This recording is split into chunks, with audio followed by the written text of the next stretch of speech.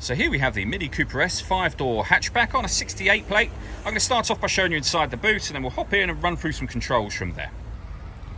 As we approach the back of the car, you'll see we have reversing sensors, plenty of boot space as well, along with that 60/40 split folding rear seat should you wish to increase this space even further.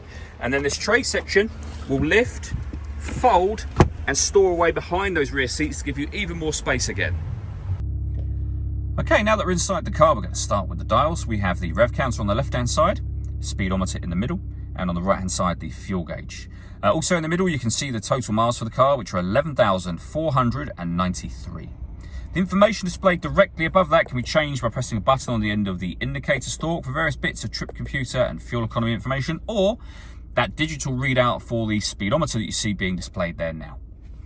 If we back out to the steering wheel, on the left-hand side, we have cruise control and speed limiter, and on the right-hand side, stereo and phone controls.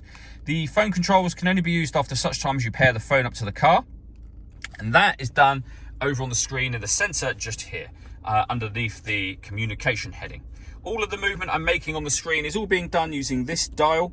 You can use the buttons that surround it as well, but essentially everything is done from the dial itself. So for example, if you want to listen to your music, you can go to there, push the dial down, you'll see you've got your radio, you've got Bluetooth audio and USB input. You can select any one of those you want to select to enter that menu. You can come back out of that at any time you wish to. Working our way down with the main volume for the stereo, we then have dual zone climate control. So to turn it on, we adjust the fan speed first of all. We can adjust the driver temperature, the passenger temperature. When you're happy with all of those settings, you can determine what direction you'd like the air to be distributed in. When you're happy with that, this button will turn your air conditioning off or back on again. If you wish to, you can hit auto. In doing so, the car will maintain those temperatures by taking control of the direction of the air and the fan speed for you. Press auto again to turn that off should you wish to. We have a heated driver's seat and a heated passenger seat, both with 3 different heat settings each. And then we've also got our rear heated screen down the bottom here, and this button will recirculate the air that's in the car. That's a great way of heating it up or cooling it down quickly depending on the temperatures you've set. Underneath that section, we've got the button to start and stop the engine. All you need to do is make sure you have the key in the car with you.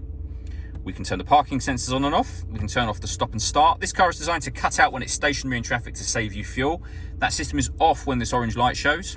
We can turn off the traction control from over here, and then this button will change the driving setup of the car. So you can see it says sport and green there. If we push this up, the car is in sport mode. Push it down, we'll go back down to mid, which is normal everyday driving, and down again to get to green.